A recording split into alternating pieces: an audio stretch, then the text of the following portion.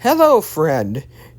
Today we're going to talk about the 2024 Atlantic hurricane season. Well, I'm doing it about 15 days earlier than I had planned because I actually have a final forecast for this year, and it's going to be a doozy and possibly record-breaking in a lot of areas. So, get your popcorn, pull up tight, and let's talk about it. The positive factors for this Atlantic hurricane season is the warm Atlantic main development region, and being that there's going to be a Atlantic tripole where the subtropical Atlantic's going to be cooler than normal, it looks as though that's going to cause all the upward motion to end up in the main development region, which will lead to bigger hurricanes, stronger hurricanes, and a lot of long trackers. And that's not a good thing further west, in my opinion, because I believe the Bermuda High is going to be really strong come hurricane season. And we're going to have a strong West African monsoon, which in turn is going to lead to more robust waves and more chances at tropical development.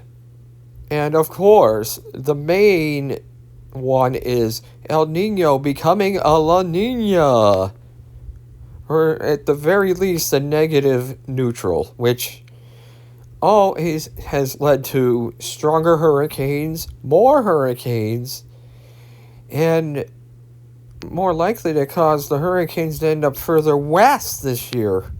And that could be a bad thing. The only possible negative factors of this hurricane season could be if the El Nino base state lingers, even though the La Nina comes on, because sometimes that happens. And if the West African monsoon is too strong, it's going to send out too many waves, and and the waves are going to be too big, and a fight for energy and all that stuff. And that's a possible hindrance here. So let's hope this actually does happen, and we don't get too many strong systems, and possibly not even a record-breaking season if these negatives happen. If they don't, well, we're going to have a real problem. And now I'm going to give you the numbers for this year from me. It's going to be an update from the numbers I had back in the winter. And so here are my numbers and numbers of other agencies. I did these color codes so that people would understand what the acronyms mean and what the color to the acronyms and the names mean. And here are the numbers for all these agencies. And as we can tell, it looks like I'm on the higher end of the numbers here, and the average ACE between all these is right around 200. And Joe Bastardi is expecting another 2005 type season. I'm expecting something like it, but not quite as awful. And Tropical Storm Risk is going with something that's a little more reasonable, but doesn't seem to be the way the season's going. I'm more likely to be. It's more likely to be more around what I'm guessing or Crown Weather's guessing. But these numbers could be severely wrong if, like, we get too many tropical waves that keep clumped together, or wave breaking happens, or some weird bouts of shear or whatever. Things like that can happen, and you never know. But Everyone is guessing this is going to be an epic season, and I'm going to go into details why this could be an epic season. With these anomalies, there are two things that actually stick out like a sore thumb, and I'm going to tell you what they are. It looks like the La Nina is coming on. It's still El Nino, but it's fading pretty quickly now, and that Atlantic is absolutely disgustingly warm. I mean, it's at levels you see in late June, early July.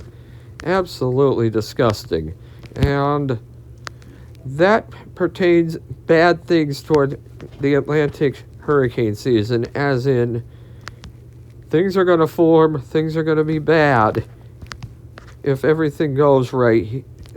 And I don't see anything negative in the forecast, like I said earlier, but there could be too many waves, and that'll cause a lowering of numbers and stuff. But I'm seeing an epic season just because of those warm Atlantic waters. I'm telling you, July levels. That is absolutely awful.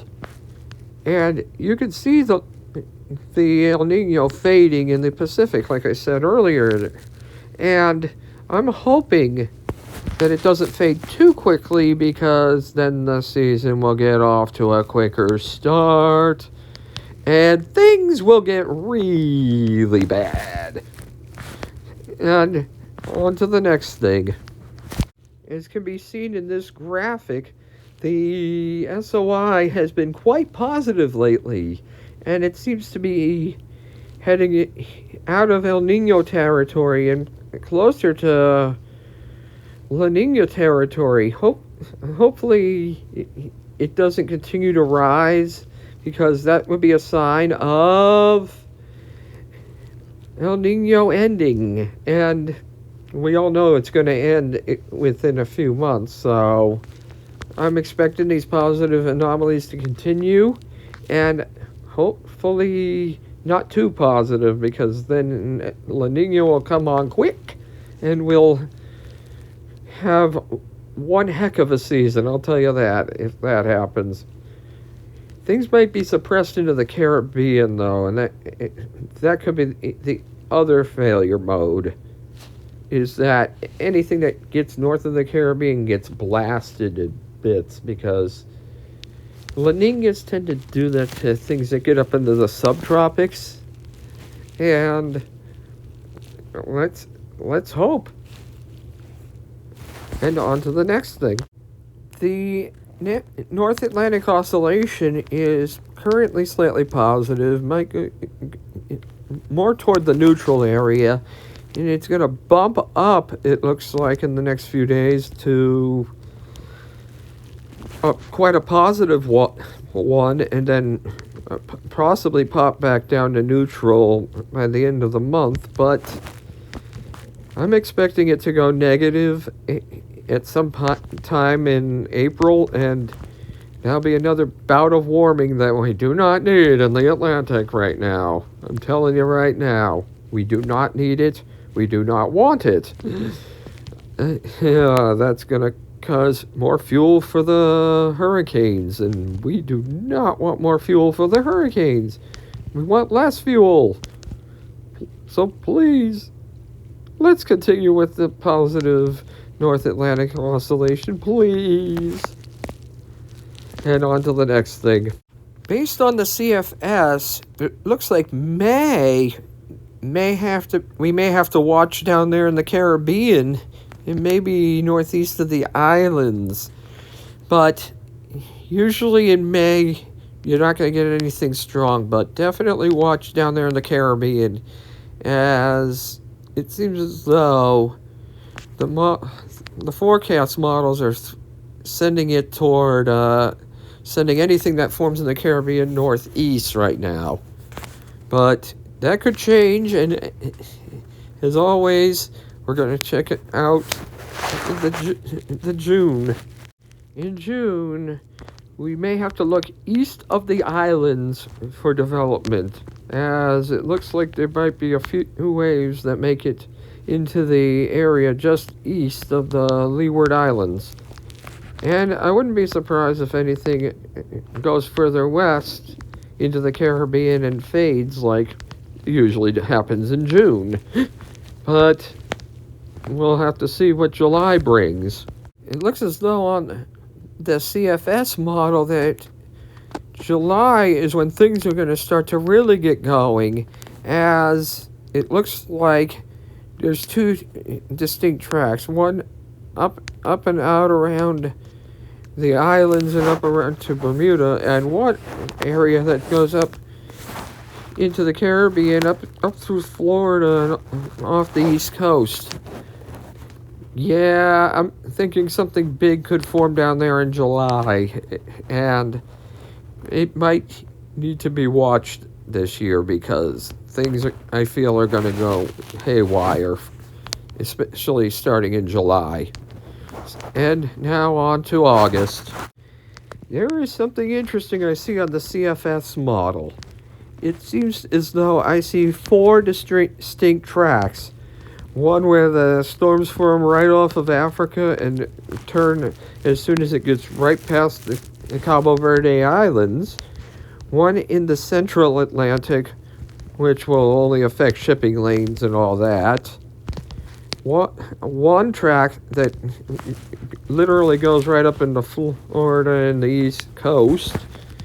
And one that goes right through the Caribbean, through Mexico, and up into Texas. What is this telling me? It's telling me that we need to be very prepared on the coastline this year. And if we have a stronger high pressure, definitely need to keep an eye out on the southeast coast all the way to Texas and Mexico. This could be a really bad season for all involved there, and most likely you're not going to get a hit in the Northeast. It's mostly looks like it's going to go just off the East Coast and do the typical recurve if it doesn't hit. But we need to keep watching this because it could change. And on to September. And in September, there seems to be two separate tracks here.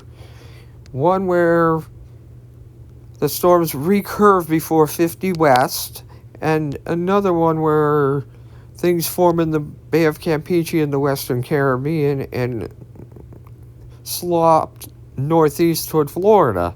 What I'm thinking here is it looks like it's going to be a quick end to the season if that's true, but I'm not thinking this is going to be a quick end to the season, though. And the CFS could be on drugs here, could be correct. I don't really know. But it's telling us that Florida really needs to watch this year. And on to October.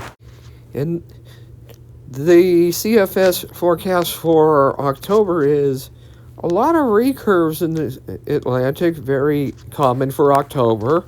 And also, the Western Caribbean looks like it's going to have a lot of activity. Oh dear. We're talking about possibly some major hurricanes down there this year due to the conditions and all that. I would keep an eye on that area in October. I'm talking like, I wouldn't be surprised if we saw a Mitch, a Wilma, and a lot of other systems that form down there. And I hope it doesn't happen, but I wouldn't be surprised if it did. And on to November.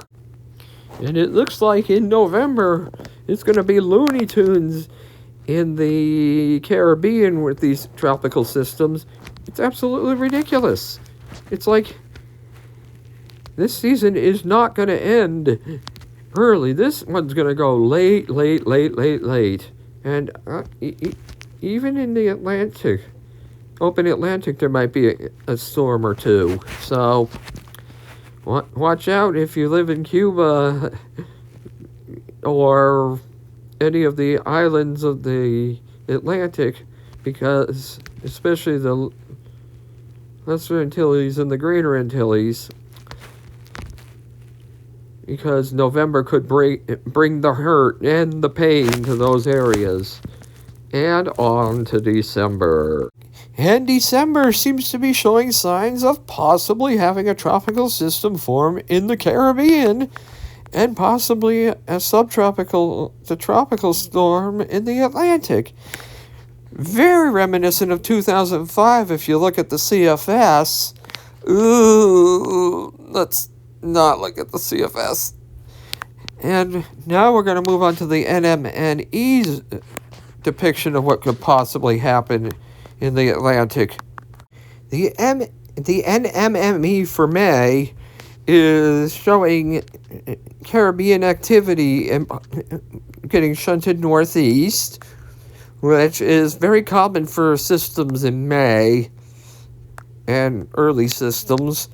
And I'm not expecting too much activity to head toward Florida or southeast United States or any of that places in May. I'm expecting something to form in the Caribbean in May, but not really do much.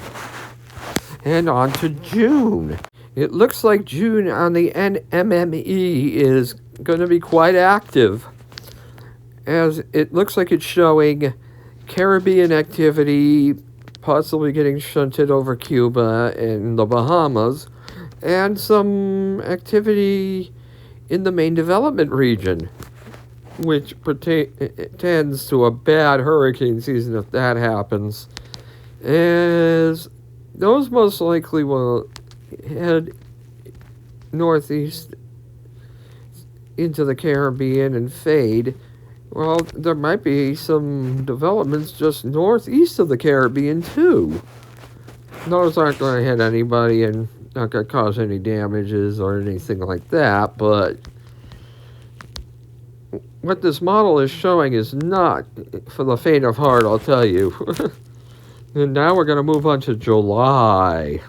The July NMNE shows pretty much a similar depiction to 2005, with big systems going into the Caribbean and heading toward Florida, and nothing really recurving out to sea. And some things even crossing Florida and into the Atlantic.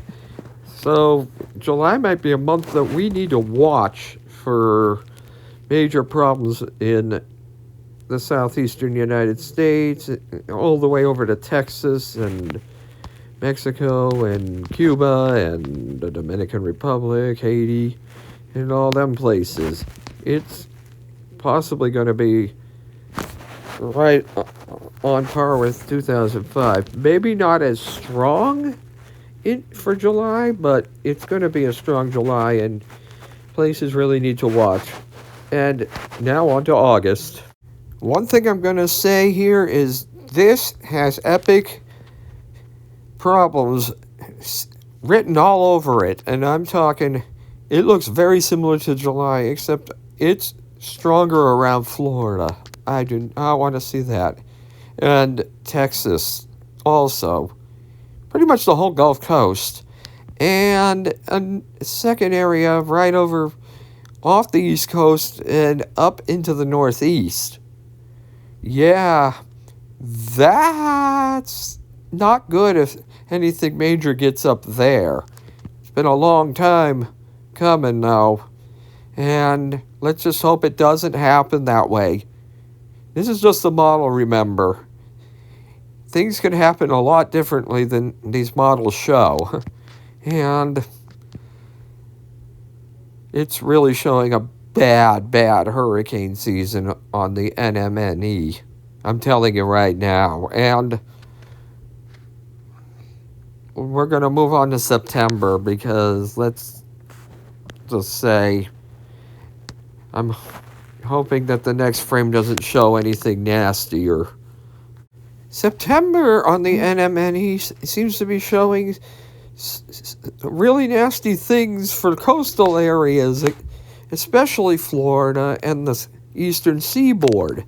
However, seems to be less towards central Texas and more towards South Texas. And Mexico and the Caribbean and all that looks like it's going to have a lot of activity, main development region, all that. And I'm telling you, September is going to be a nasty month.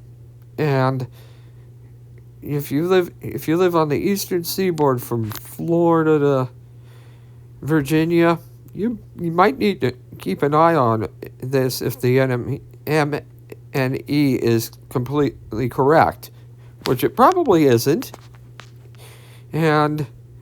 or it could be, you don't know. But it seems very similar to August, and I do not like that idea. Like, this is some of the strongest looking model runs I've ever seen. And it's showing 2005 like the activity, and I wouldn't be surprised if something formed off the East Coast too,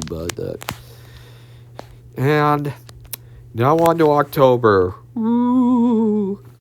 The NMNE seems to be showing for October 2 general areas of development.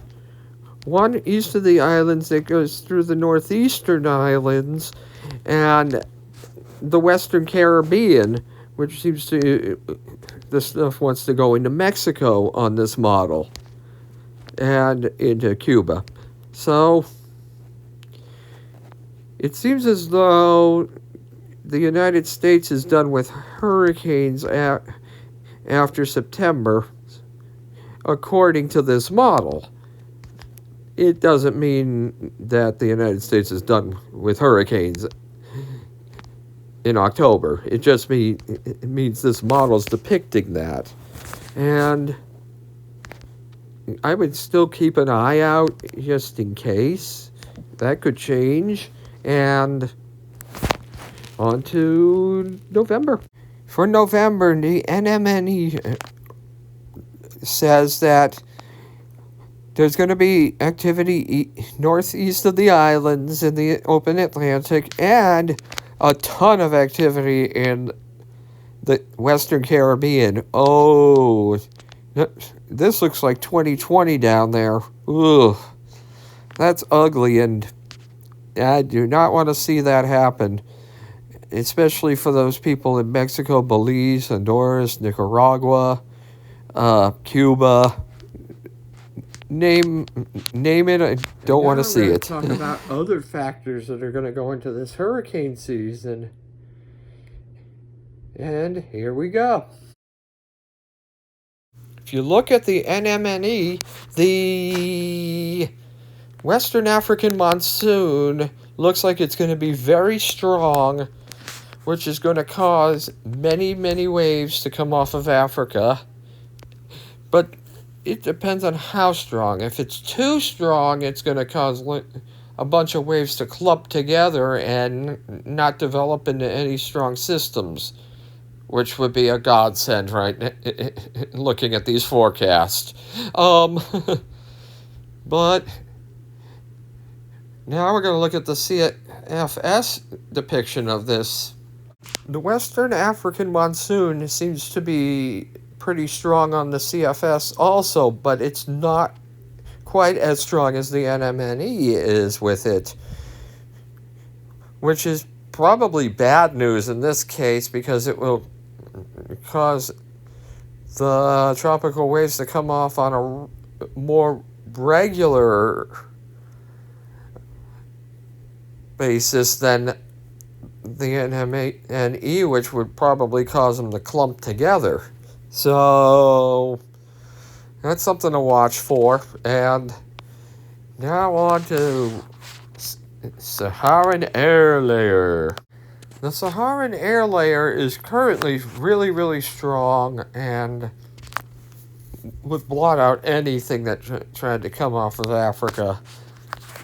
and I expect it to be off and on strong through June and July, but I'm actually expecting the Saharan air layer to be weaker this year.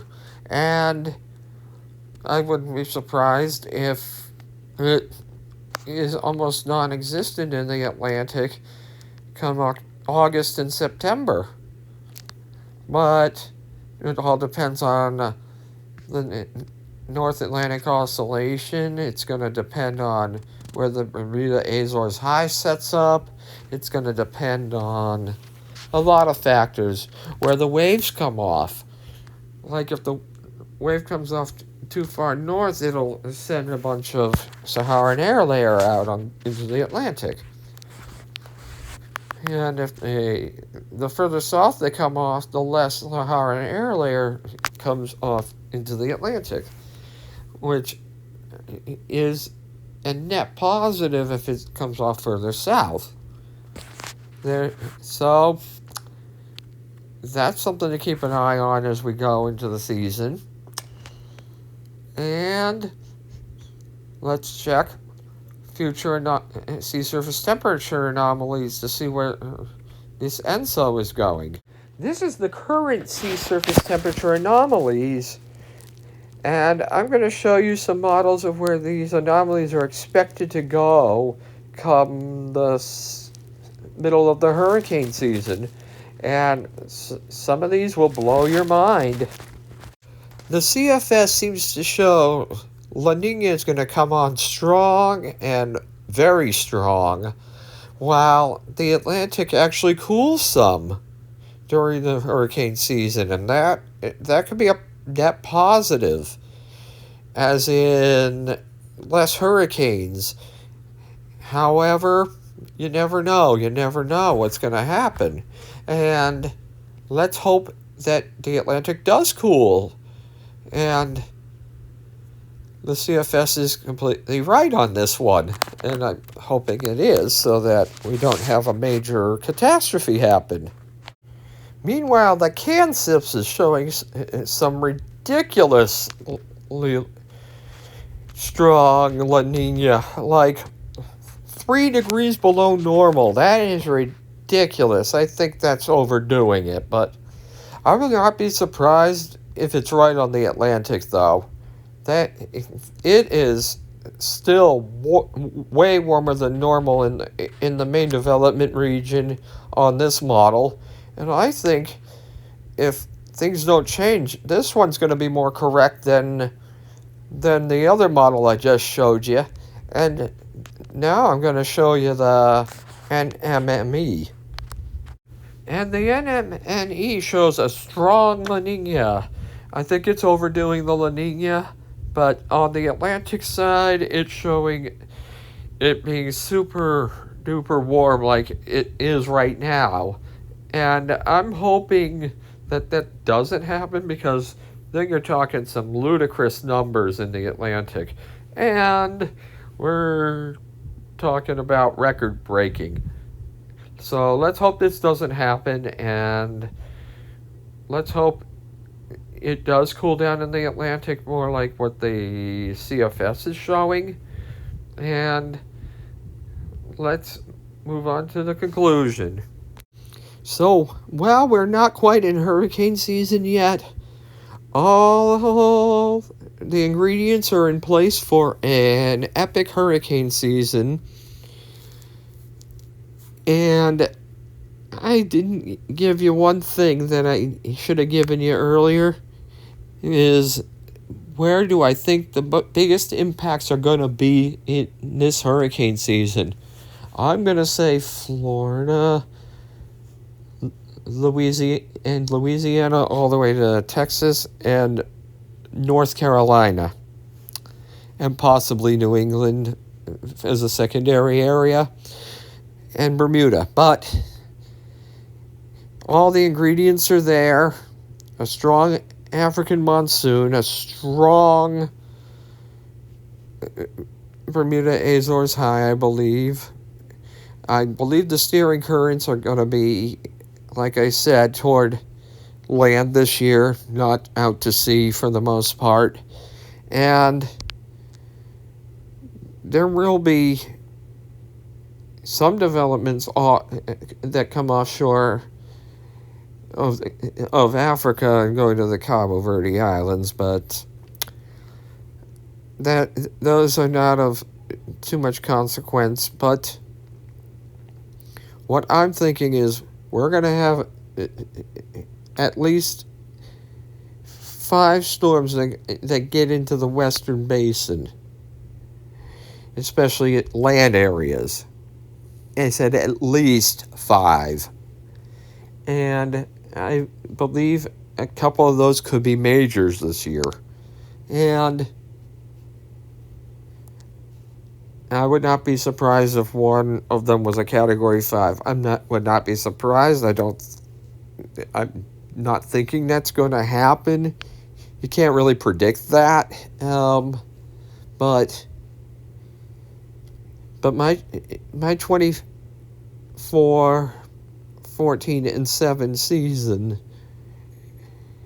guess is probably or hopefully not going to come true. Hopefully not going to come true.